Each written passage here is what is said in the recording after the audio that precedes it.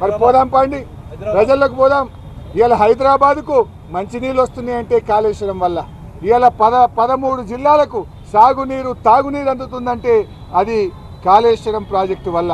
ఇవాళ కాళేశ్వరాన్ని ఎవడైతే కూలేశ్వరం అని మాట్లాడుతున్నారో వాళ్ళే ఇవాళ తెలంగాణ పాలిట శనేశ్వర్లు అని చెప్పి నేను మనవి చేస్తా ఉన్నా. ముఖ్యంగా ఇవాళ కేసీఆర్ గారు ఎంతో కష్టపడి ప్రాణాలకు తెగించి కేసీఆర్ గారు తెలంగాణ సాధించారు. తెలంగాణ రాష్ట్ర సాధకుడు కేసీఆర్, తెలంగాణ జల సాధకుడు ఇవాళ కేసీఆర్ గారు.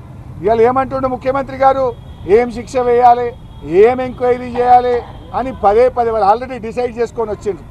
ఇలా పంచాయతీరాజ్ ఎన్నికలకు పోతున్నాం, ఏదో రకంగా బీఆర్ఎస్ మీద బురద జల్లాలి, ఇంకో కేసు పెట్టాలి. ఇప్పటికి ఎన్ని ఎన్డీఎస్ఏ రిపోర్ట్లు, విజిలెన్స్ రిపోర్ట్లు, ఘోష్ కమిషన్ రిపోర్ట్లు, ఇంకా ఇప్పుడు ఇంకో కేసు పెట్టి మళ్ళీ వేధిస్తారట.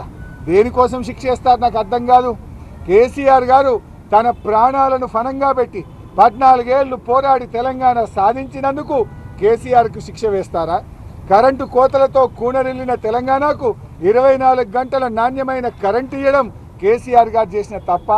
తాంబాలాల వలె మారిన చెరువులను మరి గంగాలలాగా మిషన్ కాకతీయలో మార్చినందుకు కేసీఆర్ గారి మీద కేసు పెడతారా? నడి ఎండాకాలంలో చెరువులు చెక్ డ్యాములు మత్తళ్ళు దుంకేటట్టు జల కళను అందించినందుకు కేసీఆర్ గారి మీద కేసు పెట్టారా? ఎరువులు విత్తనాలను అందించి పంటను పెంచాడు. ఏనాడు చెప్పులు లైన్లో పెట్టకుండా, ఎరువుల కోసం లైన్లో నిలబడకుండా 10 ఏళ్ళు కేసీఆర్ పాలనలో ఎరువులు అందించినందుకు కేసీఆర్ గారి మీద కేసు పెట్టారా? ప్రపంచంలో ఎక్కడ లేని రైతు బంధు రైతు బీమాను తెచ్చి అన్నదాతలను అప్పుల ఊబి నుంచి బయటకు తెచ్చినందుకు కేసీఆర్ గారి మీద కేసు పెడతారా? కొనుగోలు కేంద్రాలను పెంచి చివరి గింజ దాకా పంట కొన్నందుకు కేసీఆర్ గారి మీద కేసు పెడతారా? ఇలా ప్రాజెక్టులు కట్టినందుక, రుణమాఫీ చేసినందుక, ఊరూరికి రైతు వేదికలు కట్టినందుక, కరోనా విపత్తు నుంచి ప్రజల్ని బయటకు తెచ్చినందుక ఎందుకు కేసు పెట్టారు అని చెప్పి ఈరోజు నేను ప్రభుత్వాన్ని అడుగుతా ఉన్నా.